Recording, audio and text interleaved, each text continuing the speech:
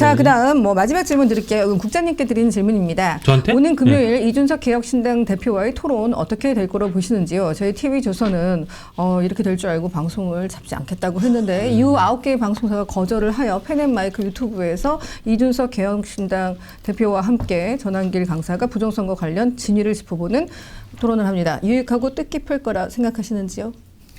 유익할진 모르겠고 뜻깊을지도 모르겠고 재미는 있을 것 같아요. 근데 제가 볼 때는 명약관하게 개싸움이 될 것 같아요. 개싸움. 예, 그래서 이쪽 저쪽 다 그 특정 부위만 따서 정말 쇼츠처럼 이거 봐. 우리가 완벽하게 적들을 진압했어. 그렇죠. 우리 완벽하게 압도했어. 드디어 이 논쟁은 이렇게 끝냈어라는 쇼츠, 릴스 이런 것들만 난무하는 개싸움이란 결국 무슨 저 험한 말이 아니라 우리 말에서 원래 개라는 건 아주 극도로 강렬해졌을 때 쓴 앞에 붙이는 접수라고 그러는데 그런 의미의 개싸움이 되지 않을까 싶습니다만 이전 투구라는 좀 더 고상한 말이 있어요. 네, 그러니까요. 네. 저는 우리말을 우리말을 사랑하는 입장에서 그 말을 써봤습니다. 예. 두 분은 어떻게 보세요?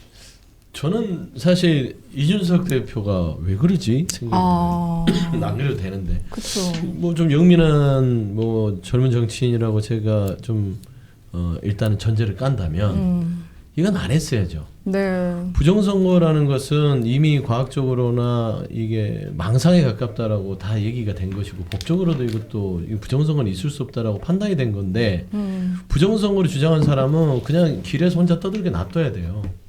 근데 이거를 이준석 대표가 토론의 대상을 올렸다는 건 그겁니다. 부정선거라는 자들은 너무나 좋은 거예요. 우리의 명제 자체가 이제 정상적인 명제로 떠오르는구나. 토론의 주제다. 네. 봐라, 이게 토론을 할 만큼 부정선거는 뭔가 근거가 있는 거다라고 할 수 있는 게 시작 전부터 깔리는 겁니다. 그래서 이런 명제들은 받아주면 안 돼요. 그러니까 저는 어쩌면 이준석 대표는 이 싸움을 본인이 들어가서 이제 완전히 진압함으로써 더 이상 보수 진영에서의 정말 어떻게 보면 조갑재 대표는 처음에 애완견처럼 키웠던 부정선거가 이제는 완전히 보수 진영을 잡아먹는 무슨 큰 공룡 같은 이런 됐다는 비유를 드셨는데 그런 상황에서 이걸 어떻게든 내쫓거나 어쨌든 살포하는 그런 거에 본인이 영웅이 되는 그러려는 마음은 있다. 그러니까 그 마음이 뭔지 전 이해는 가요. 근데 이해는 하려면은 그런 쪽으로 할 수 있겠으나 망상은 치료가 안 되는 거예요. 격리를 해야 되죠. 그런데 사실상 망상가들의 주장을 어떤 토론의 주제로 갖고 오는 건데 과학의 시대에 천동설하고 지동설을 다시 논의하자고 막 덤비면 어떡해요? 그 토론 주제로 삼아야 됩니까? 우주선에서 다 우리가 우주를 보는 시대인데 그러니까 그런 거하고 비슷합니다. 입증이 안 되는 시대라면 우리가 논리적으로 부딪힐만 하나 이거는 토론의 대상이 아니었었으면 좋았겠다라는 좀 개인적 입장입니다. 이거 시즌 1이 아니고 시즌 2잖아요. 예전에 한번 했던 겁니다. 이준석 대표는 예전에도 부정선거를 주장하시는 분들하고 공개 토론을 한 적이 있어요. 2020년 총선 이후에 했었습니다. 본인이 국회의원 되기 전의 일이니까 아마 기억을 못하는 분들도 많이 있을 텐데 그때도 그런 토론을 했는데 부정선거론이 불식이 되지 않았어요. 지금까지 어떻게 보면 우리 사회에 더 많이 퍼져 있잖아요. 그러니까 이런 토론을 한다고 해서 부정선거론을 믿고 계신 분들이 본인들의 생각을 바꿀까 여기에 대해서는 저는 좀 회의적이고 기왕에 이준석 대표가 그 토론에 나갈 거면은 준비를 좀 단단히 하고 가서 지난번 토론처럼 불필요한 쇼츠가 생성되는 일이 없길 바랍니다.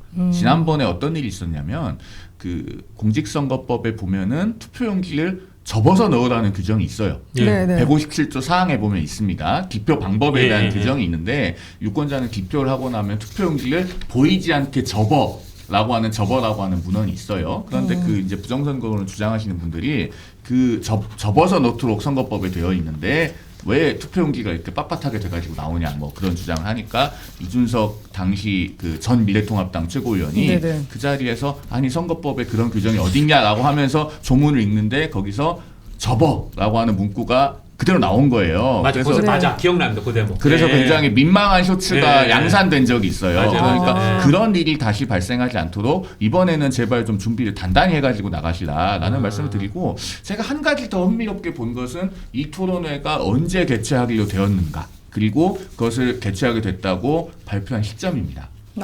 제가 개인적으로 추론컨대는 이준석 대표가 한동훈 전 대표를 상당히 많이 의식하는 것 같아요. 그래 보여요. 콘서트, 설령 콘서트. 본인의 의도가 네. 그런 것이 아니라고 할지라도 이 토론 시점 그리고 발표한 시점은 충분히 그런 추론이 가능하게끔 합니다. 왜냐하면 지금 한동훈 전 국민의힘 대표가 이번 주 금요일 낮 12시에 대구 서문시장 방문하잖아요. 네. 그런데 이준석 대표가 그날 오후 6시에 이 유튜브 채널에서 부정선거론자들하고 토론을 한다는 거예요. 그리고 이걸 언제 발표했냐면 서문시장 가기로 한 일정이 알려진 것이 이번 주 일요일이었습니다. 예. 그런데 지금 어제 이걸 알렸잖아요. 네. 그러니까 이런 것들을 종합해 보면은 뭔가 본인도 한동훈 전 대표를 의식하고 맞불 차원에서 이렇게 일정을 기획한 것이 아닐까라고 하는 추론이 들게 만드는 지점이에요. 물론 이준석 대표는 그런 것이 아니라고 항변할 수 있겠습니다만 모든 정치 행위는 시점, 상황, 맥락에 따라서 판단이 되는 것이기 때문에 네. 그런 평가를 받을 만한 요소가 있다는 점은 또 이준석 대표도 좀 인정하는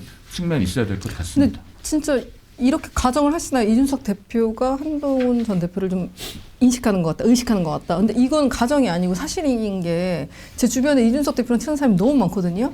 저랑 다 사이가 좋지는 않아요. 예를 들면 제 남편 뭐 이런 이유. 근데 이준석 대표랑 얘기를 하면서 한동훈 얘기를 늘 해요.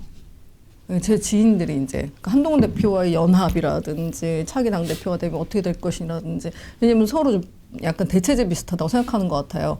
이준석 대표는. 그래서 진짜 신경 많이 쓴다는 말씀 드리겠습니다.